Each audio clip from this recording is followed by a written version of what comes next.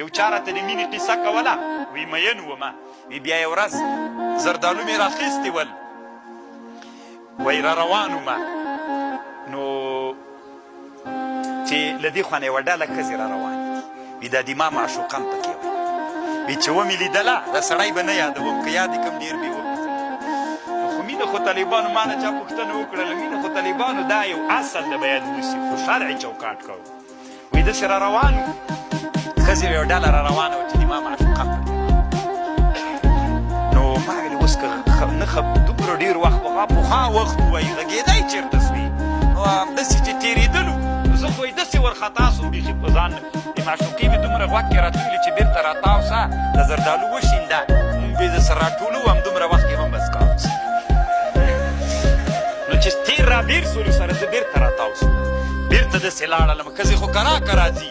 نو چې له هې خوا نه بېرته را روان سم د زردالو داسې لکه چې رانه تویې سول ټول ما خو وشیندل که نه تویې سول نو ښځې راغه سولې راټولولې را سره زه خپلې معشوقې سره یې څو خبرې مې ورسره وکړې دغه هم طالبانو ډېره لویه بادشاهي وه